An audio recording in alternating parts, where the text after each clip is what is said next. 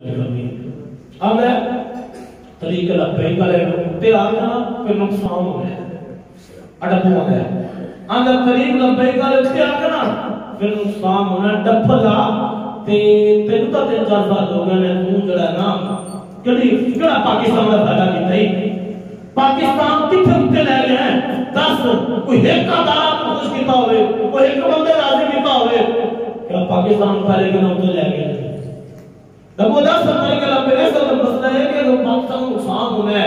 डबोदा पाकिस्तान नुकसान नहीं होगा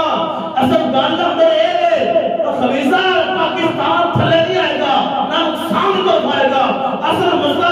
है जो नब्बे नबी पाक दे गुलाम तरीके लपे ऊपर आएगी वो फिर निजाम मजबूत पाऊंगा ताकत आएगा फिर अमेरिका और यारियां नहीं रहेंगी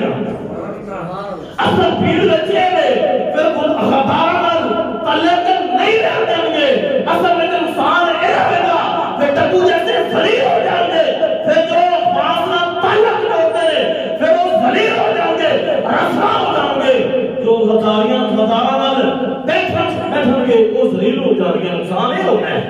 अब वो सब बचा रहे तुम्हारा तरीक लब्बे को ऊपर आगे फिर नुकसान होएगा नुकसान तो होना ना फिर नुकसान तो होना फिर जितना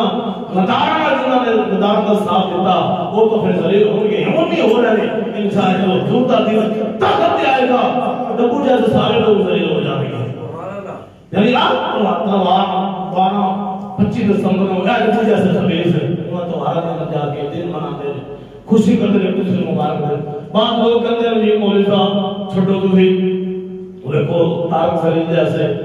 तो कादरी जैसे कादरी जैसे वो इतने बड़े मौलवी जानते हैं तो तुसी क्यों गाले वे ना तारक सलीम दा दीन है ना पैर कादरी दा दीन है आप ही रसूलुल्लाह है और मैं जुर्म कर रहा हूं ये मतलब नहीं है कि शरीयत का हुक्म हो गया है ये मतलब नहीं है कि वो काम जायज हो गया है एक बंदा जुर्म कर रहा है ले मतलब नहीं कि इस्लाम में जायज हो गया वो कोई ऐसा है पाक वक्त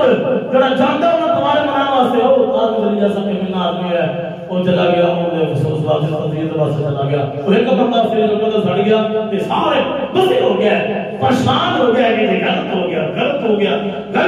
जनाब की हो गया बंदा सड़ गया कश्मीर के अंदर कोई बंदा नहीं सड़े और बर्मा के बच्चे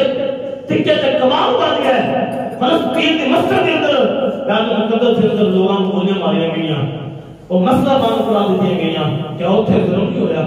फलस्तीन के बैत मुकद्दस के अंदर जो बंदे शहीद हुए क्या वो टिक्के कबाब नहीं बने